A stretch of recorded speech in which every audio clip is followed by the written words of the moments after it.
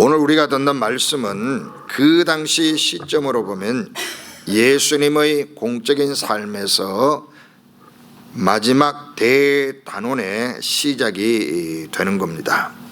지금까지 예수님께서 약속하시고 또 가르쳐 주시고 또 보여주셨던 모든 사역을 이제는 마무리하는 겁니다. 이 마무리한다는 것은 이제 다 그림이 이만큼 완성되었기 때문에 이제 마지막 하면 돼, 이런 뜻이 아니에요. 지금까지 이 모든 것들을 연결하고 완성하고 완결하는 그 시간인 겁니다. 그러니까 이 시간이 굉장히 중요한 시간. 이 시간이 없으면 앞에 모든 것은 별로 소용이 없는 겁니다. 이게 빠지게 되면요, 이건 대처할 수 있는 방법이 없는 거예요. 이 사건이 빠지게 되면 나머지는 다 무효가 되어버립니다. 무능력해버린 거죠. 우리가 서류를 작성하다가 사인을 하지 않으면 이게 의미가 없잖아요. 그러면 사인을 새로 하면 됩니다. 그러나 예수님이 지금 말씀하고 있는 이 사건은 그렇게 간단하게 사인하는 정도가 아니잖아요. 우리가 앞에서 억울한 과부의 기도가 응답을 받는다, 얼마나 좋은 이야기입니까? 또 세상에서 무시당하는 사람이지만은 겸손하게 나와서 자기의 죄를 깨닫고 하나님의 용서를 구하는 그 세리의 기도를 주님이 더 기뻐하시더라, 얼마나 소망스러운 이야기입니까? 심지어 하나님의 나라에는 어린아이가 환영을 받고 어린아이가 그 나라의 주인공으로 주님께서 받아주시는 모습을 보고 이 땅에서 가장 작은 자일지라도 하나님을 의지하고 따르기만 하면 주님이 받아주시는구나, 이걸 우리가 깨닫게 된 겁니다. 그래서 소망을 가지게 되는 거죠. 억울한 사람도 또 죄인들도 또 연약한 사람도 다 하나님의 나라에서 받아주고 인정해주고 환영받는 것을 우리가 들었습니다. 또 심지어 재물이 많은 사람이 그 재물을 의지하고 살아가는데 어떤 사람은 마음에 깊은 감동을 받고 내가 이 재물을 주의 나를 위해 쓸 수 있는 사람이 되는구나 라는 그 부자도 구원받는 그런 놀라운 일을 우리가 보고 들었습니다. 그래서 우리 모두가 다 희망을 같이 품게 되었지 않습니까? 그러나 예수님이 지금 말씀하는 이 사건이 빠져버리면 이 모든 것은 연결이 안 되는 겁니다. 효력이 발생하지 않는 겁니다. 아무리 세상에 약한 사람일지라도, 아무리 세상에 억울한 사람일지라도, 아무리 세상에 순전한 마음을 가지고 사는 사람일지라도, 하나님 나라를 위해서 크게 헌신하고 싶은 능력이 있는 부자 같은 사람일지라도 무효가 되는 겁니다. 하나님과 관계가 맺어지지 않는 겁니다. 왜냐하면 모든 사람은 자기 죄로 인하여 하나님께 나아갈 수 없기 때문인 겁니다. 예수님께서 예루살렘에 올라가시면서 몇 차례 자신이 겪을 어려움에 대해서 이미 말씀하셨잖아요. 누가복음 9장 22절과 43장 45절에 이미 두 차례 말씀하셨습니다. 이런 일이 일어날 때 제자들이 당황하지 말고 하나님의 큰 뜻 가운데 있음을 알고 믿음으로 의연하게 대처하기를 바라셨지 않나, 그런 생각이 들기도 하고, 또 예수님의 죽으심과 부활 사건이 어떻게 역사의 소용돌이에 휘둘리다 보니 운이 없게, 속된 말로 재수없게 당하였구나, 뭔 이런 일이 일어난단 말이야 라고 하는 식으로 오해하지 않고, 우리 주님의 큰 뜻이 있었고 목적이 있었고 계획이 있었구나를 미리 가르쳐 줌으로써 나중에 모든 사실이 다 밝게 깨달아질 때, 야, 그 참 이 사건이 없었다면 어떻게 했는가, 이 사건은 이런 뜻이었구나, 제자들에게 알려주기 위해서 중간에 이렇게 강조하고 계신 줄로 봅니다. 자, 오늘 31절을 보십시다. 예수님께서 예루살렘으로 올라가시면서 올라가서 자신이 겪을 일에 대하여 뭐라고 말씀합니까? 선지자들을 통하여 기록된 모든 것이 인자에게 응하리라 이렇게 말씀합니다. 예수님이 지금 예루살렘에 올라가시는 것은 아주 특별하면서도 단 한 번 반드시 있어야 할 그 자리에 서기 위하여 가신다고 말씀하는 겁니다. 아주 오래전부터 하늘에서부터 준비되고 그 하늘에 준비된 이야기가 이 땅에서 사람들을 통하여 차근차근히 설명이 되고 보여지고 또 긴 세월 속에 그 계획이 어떻게 구체화되는지를 하나님은 사람들에게 알려주셨어요. 이 사람들이 누구라고요? 선지자들입니다. 이 사람들은 하나님이 가르쳐 주신 일을 가지고 이야기는 하지만은 이게 전체적으로 어떤 그림으로 어떻게 퍼즐이 맞아떨어져서 어떤 형태로 나타날지는 잘 모릅니다. 그렇지만 하나님의 감동을 받아서 그 사람들이 이렇게 쓰임받고 저렇게 이야기하고 그렇게 쭉 이야기를 해왔는데 그 모든 이야기가 어디를 향하고 있어요. 그냥 산발적으로 흩어져 있는 이야기가 아니라 그게 한쪽으로 모아지고 있는데 바로 예수님이 그 얘기하는 거죠. 그 모든 선지자들이 예언해 놓은 것이 지금 나를 통하여 이루어지게 된다. 그래서 내가 그 이루기 위하여서 예루살렘으로 올라간다라고 말씀하는 겁니다. 자, 지금 예수님은요 고난받는 종으로 이 일을 감당해야 될 것을 말씀합니다. 죽기까지 복종을 해야 되는 거예요. 이 일을 완수하기 위해서 예수님이 그곳에 가시려는 것입니다. 예수님의 맞은 방향은 뭐냐? 영광이 아니고 순환이에요. 육신으로 사는 동안 예수님은 고난받는 겁니다. 희생하는 거예요. 선지자를 통하여 이걸 오래전부터 이야기해온 내용인데 누가는 사도행전에서도 이를 반복적으로 확인해 줍니다. 하나님이 모든 선지자의 입을 통하여 자기의 그리스도께서 고난받으시리를 미리 알게 하신 것을 이와 같이 이루셨느니라 이렇게 말하고 있잖아요. 누가는 이걸 채집하여 기록해 두었어요. 예수님의 고난은 운이 나빠 그런 것이 아니다. 사주팔자가 나빠서 그런 것이 아니다. 재수가 없어 그런 것이 아니다. 그 뜻이 컸지만은 능력이 없어서 실패한 것이 아니다 그런 말이에요. 이는 세상이 하는 말이고 마귀가 하는 말이고 인간이 어리석은 생각들이 그렇게 하는데 예수님께서는 그렇게 하여 고난받으신 것이 아니라 오래전부터 선지자를 통해 하나님이 말씀해 놓으신 것이 이루어졌다 그렇게 말하잖아요. 자기의 그리스도께서 고난받으실 일을 하나님이 미리 알게 하셨다라고 이야기하는 겁니다. 사도 바울도 마지막 신문 받는 자리에서 이렇게 말하잖아요. 사도행전 26장 22절에 보니까 하나님의 도우심을 받아 내가 오늘까지 서서 높고 낮은 사람 앞에서 증언하는 것은 선지자들과 모세가 반드시 되리라고 말한 것밖에 없으니 라고 말합니다. 선지자들과 모세도 선지자이죠. 그 무슨 내용이냐? 그리스도가 하나님의 그리스도, 하나님의 메시아가, 하나님의 구원자가 어떤 일을 겪느냐? 고난을 받으실 것과 죽은 자 가운데서 먼저 다시 살아나사 이스라엘과 이방인들에게 빛을 전하시리라 함이니이다 이렇게 말하는 겁니다. 하나님은 사람을 죄와 사망에서 구원하시고 사단의 권세에서 돌이켜 하나님께로 돌아오도록 하는 큰 계획을 세우셨습니다. 그 계획을 세우시고 여자의 후손으로 사람의 모습으로 그리스도가 이 땅에 탄생하게 하셨는데 그 그리스도가 고난을 통하여 그 사명을 완수하는 거예요. 이 고난을 통하여 이제 마지막 못질하는 것이 아니라 고난을 통하여 이 모든 일을 완결하는 겁니다. 그러니 이 사건이 없으면은 이는 아무 의미가 없는 거죠.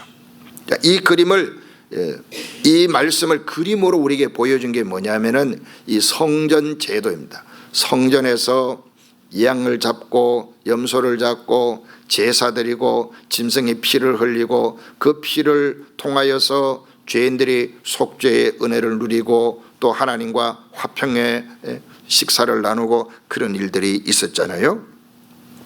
그 중심에 동물이 피를 흘리고 죽음으로 하나님과 이스라엘 백성들 사이에 평화가 만들어지고 그 평화를 지속하는 모습을 보여주었어요. 이게 사실은 뭐냐? 이건 그림이에요. 메타포, 은유적으로 설명하는 거죠.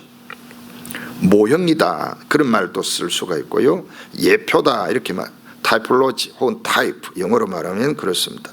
그러니까 이건 진짜가 와야 되는 거예요. 이건 다 그림이기 때문에, 이 섀도우잖아요. 그림이기 때문에 진짜가 와야만 이게 뭐냐? 완성되고 실체가 이제 효력을 발생하는 거예요. 그분이 바로 예수 그리스도인 겁니다. 짐승이 피를 흘려 그 피를 믿는, 피를 흘리는 것을 통하여 자기의 죄를 하나님 앞에 고백하는 사람에게 하나님이 용서하신다는 약속이 있잖아요. 그 언약이 있는데 이 언약을 이루기 위해서 그리스도가 오셨고, 그리스도가 피를 흘리고 이제는 내가 너희들과 새 언약을 체결하였다 라고 하는 그 말씀이 이루어지도록 하기 위해서 예수님이 예루살렘에서 고난을 받으시는 겁니다. 자, 이렇게 아브라함이라든지 모세나 다윗이나 이사야나 예레미야나 미가나 말라기나 이런 분들이 다 예언한 내용들에 보면은 메시아에 대한 예언이 그 속에 다 담겨져 있거든요. 이렇게 전하여 온 그 선지자 가운데 가장 예수님의 생애 가운데 가까운 선지자가 누구냐? 세례 요한이에요. 세례 요한이 자기를 따르는 제자들에게 예수님을 보고는 보라, 세상죄를 지고 가는 하나님의 어린 양이다 그렇게 소개를 하거든요. 이거 전부 종합하면 뭐냐? 이게 모든 선지자들이 말해 온 것의 결론인 겁니다. 예수 그리스도는 바로 지금 어떤 모습으로 예루살렘에 가시냐면은 세상 죄를 지고 가는 하나님의 어린 양이 되기 위하여 거기에 가시는 거예요. 여러분, 예수님이 우리를 구원하시려고 얼마나 의지적으로 강한 결심을 가지고 나아가십니까? 이 세상 죄를 지은 어린 양이라는 것은 예수님이 어떻게 하나님과 우리 사이를 화평케 하기 위하여 자기의 생애를 드릴 것인가를 짐작할 수 있잖아요. 여러분, 어린 양이 도살당한단 말이죠. 죽임을 당하는 거잖아요. 피를 흘리는 거잖아요. 어린 양이 무슨 죄가 있어요? 사람의 죄를 지었는데 그 염소가 무슨 죄가 있어요? 그런데 하나님은 그 동물들의 피를 흘리고 하나님 앞에 회개하고 나올 때 하나님 그를 용서하시겠다고 해요. 그런데 그 동물 제사는 다 뭐냐? 은유예요. 이건 다 메타포인 겁니다. 그러니까 이것이 상징하고 이것이 보여주었던 그 실체가 와야 되는데 그 실체가 되기 위해서 예수님이 세상에 오신단 말이죠. 그래서 예수님이 하나님의 어린 양이라는 이 말 속에는 내가 어린 양처럼 피를 흘려야 된다라는 것을 말씀하고 있는 거죠. 그래서 베드로가 예수님의 어린 양으로서의 피를 흘리심을 이야기하잖아요. 오직 흠없고 점없는 어린 양 같은 그리스도의 보배로운 피로 된 것이다. 이 베드로가 증언하고 있는 내용입니다. 자, 따라서 하나님께서 우리에게 그리스도를 주시지 않았다면, 그가 피를 흘리고 죽지 않으셨다면 오늘 우리에게는 하나님과 잘 지낼 수 있는 길이 없습니다. 그리고 우리는 우리의 죄값을 지불을 해야 됩니다. 이 죄값을 지불하지 않도록 하기 위해서 예수님께서 예루살렘으로 올라가시는 거예요. 오늘 우리가 평안하게 앉아가지고 예수님의 고난받으심과 그 혜택들을 막 이야기를 합니다. 그 고난의 방식을 평가를 합니다. 예수님의 고난이 어쩌고 저쩌고 이야기를 하는 겁니다. 그러나 예수님의 심정을 한번 돌아가 보자고요. 그가 겪어야 할 고통의 강도와 치를 희생의 깊이를 알면서도 이를 적극적으로 대면하고 기꺼이 그 고통의 불길 속으로 스스로 걸어 들어가시는 우리 주님을 여러분이 만나시기를 바랍니다. 예수님은 자기 순환의 과정을 완전히 알고 이해를 하고 있습니다. 그 고난을 알지만은 스스로 거기에 자기를 구겨 넣으시잖아요. 의지를 가지고 구겨 넣으시는 거예요.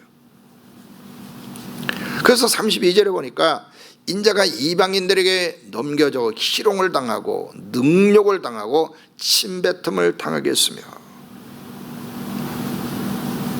예수님은 지금 십자가에서 그 죽임을 당하는 이 내용을 전부 소상히 알고 있는 거예요. 여러분, 예수님을요, 유대인들이 같은 동족이 이방인에게 로마의 권력에 넘겨버린다고 말을 하고 있잖아요. 이 얼마나 어처구니 없는 일입니까? 유대인들은 이방인들을 굉장히 무시하거든요. 근데 그 무시하는 이방인에게 자기 동족을 죽여달라고 넘겨준다, 그런 말이에요. 얼마나 인간이 간사하고 교활합니까? 아무 죄가 없잖아요. 뭐 예수님에 대해서 소상히 모르더라도 예수님이 죽일 만한 무슨 죄를 저질렀어요?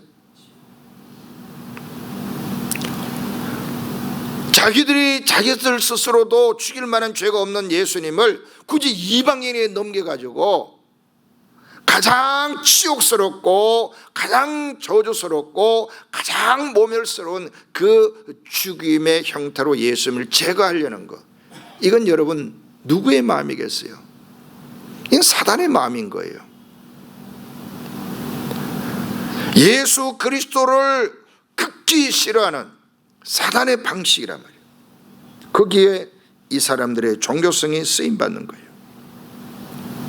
이들은 율법을 사랑한다고 하고 하나님을 위한 열심히 충만한데, 이게 마귀에게 넘어가니까 그 열심으로 하나님의 아들을 죽이려고 하는 끔찍한 결의를 하고 그것을 행동으로 옮기는 거예요. 그런데 예수님은 그걸 알고 있습니다. 자, 미리 알고 있으면 어떻게 하면 되겠어요? 피하면 되는 거예요. 가지 않으면 되는 거예요. 그런데 예수님은 기꺼이 가신다는 거죠. 의지를 가지고 나아가는 겁니다. 로마의 사형 제도를 활용하여 유대인들이 예수님을 처리해버리고자 하는 것을 예수님은 다 알고 있습니다. 그러나 불구하고 예수님이 여기 가시잖아요. 희롱을 당하고 능욕을 당하고 침뱉음을 당한다. 그리고 33절에는요,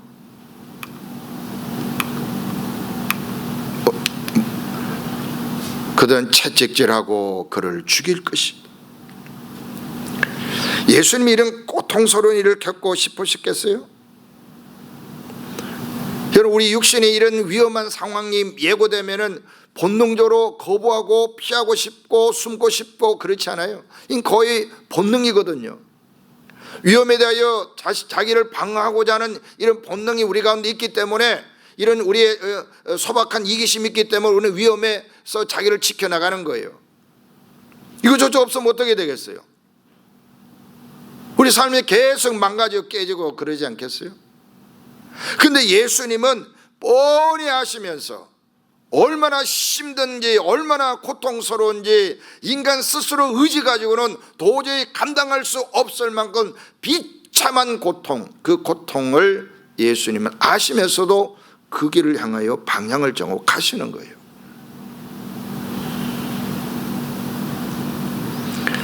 생각의 공격이 얼마나 많았겠어요? 우리가 만약에 그런 고난이 온다면 이 두려움의 생각들이 얼마나 나를 괴롭혔겠어요? 또 예수님의 이런 고난을 이해하지 못하는 제자들과 실망스러운 눈초리가 얼마나 생각이 나겠어요?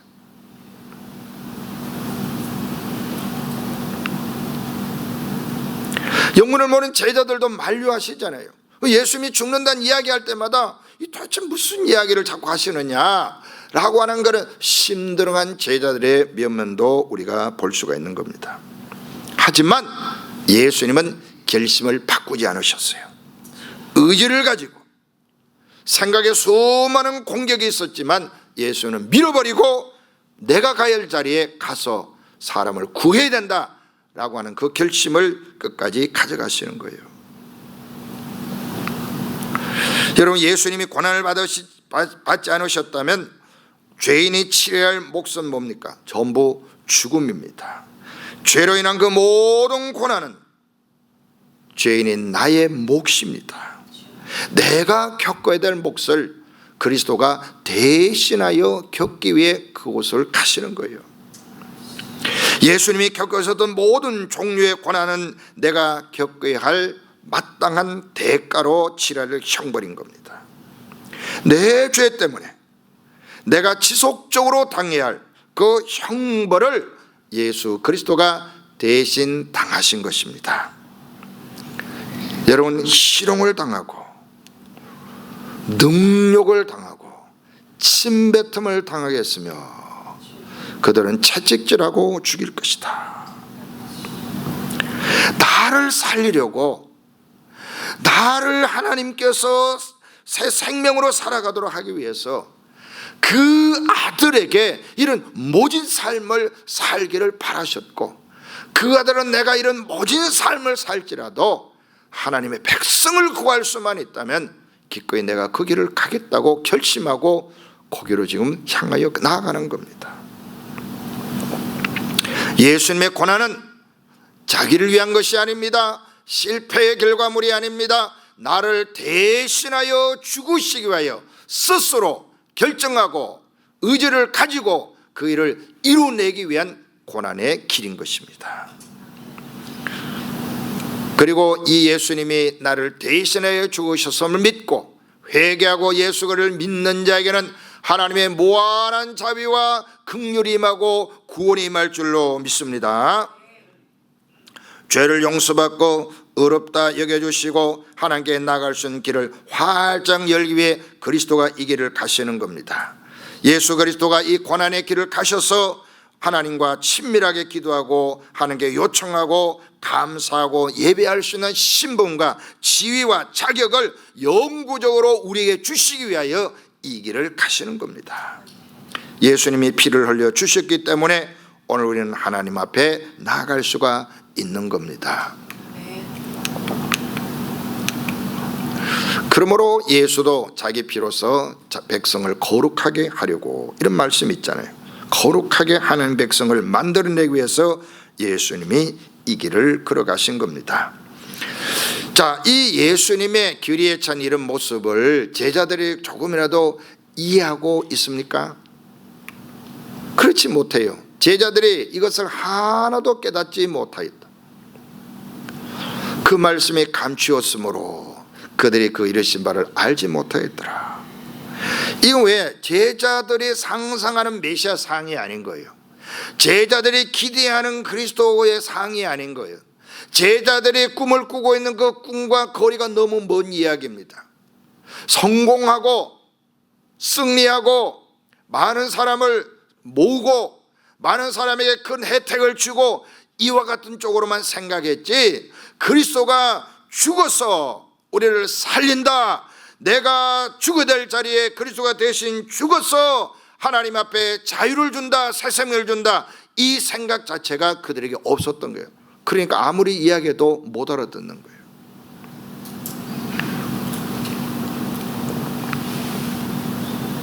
그런데 예수님이 죽으시고 다시 살아나셨잖아요.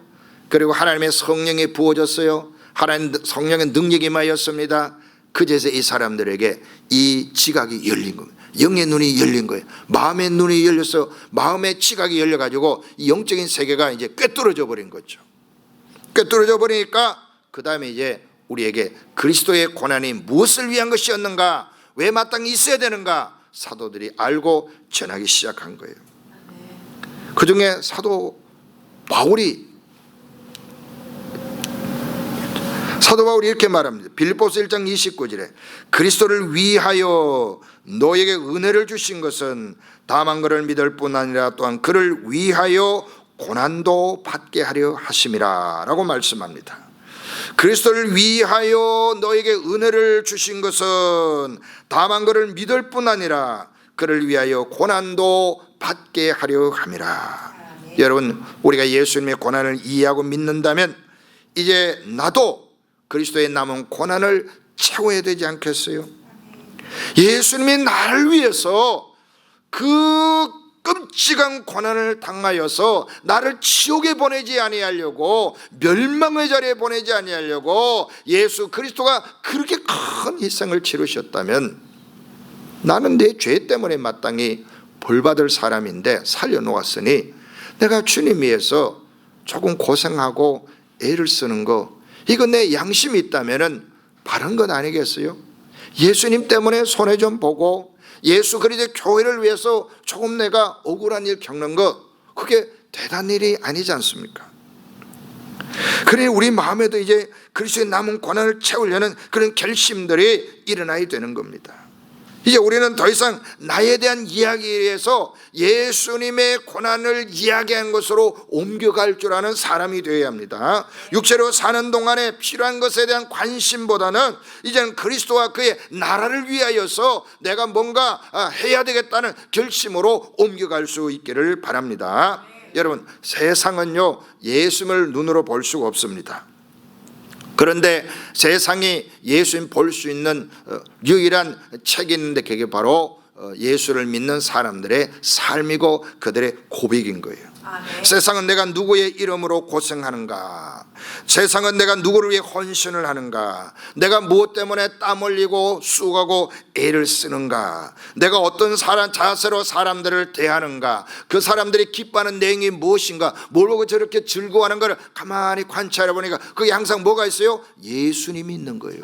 그게 항상 예수 그리스도의 이름이 있는 거예요. 그래서 그 사람들은 예수를 믿는다는 사람들이 진짜 예수님이 계시는구나, 저 사람들이 저렇게 예수를 사랑하고 예수 때문에 기뻐하고 예수를 위하여 고난하고 예수님 때문에 인내하고 예수님 때문에 저렇게 희생하고 살아가는구나, 과연 예수님이 살아계시는 것을 보게 된다는 겁니다. 아멘. 예수 믿는 사람은요 성경을 통해 예수님을 더 깊이 알아가지만, 세상 사람은 예수 믿는 나를 보고 예수님을 읽어낸다는 사실을 기억하고 살아가십시다. 나를 위해 끔찍한 고통과 저주를 피하지 않으시고 그 자리에 소식 위에 의지를 가지셨던 예수님을 더 사랑하며 살아가십시다. 세상의 안락함을 거절하고 그리스도의 이름을 위해 무엇인가 고생할 줄 아는 사람들이 되시기를 바랍니다. 나도 내 의지를 가지고 주님을 따라야 되지 않겠어요? 언제까지 끌려다니면 안 되잖아요. 내 의지를 가지고, 내 결심 가지고 내가 주의 나라를 위해서, 주의 교회를 위해서, 주님의 복음을 위해서 살아가겠다 결심할 수 있기를 바랍니다. 주님이 나의 기쁨이고 소망이 된 사람의 의지가 내 안에 살아나기를 바랍니다. 예수님과 그의 교회를 위해 고생할 줄 아는 사람, 그 사람에게는 구원받은 기쁨이 있습니다. 세상은 그 기쁨과 희망을 보기를 원합니다. 그 기쁨과 소망의 주인공들이 되시기를 주의 이름으로 축원합니다. 기도하겠습니다.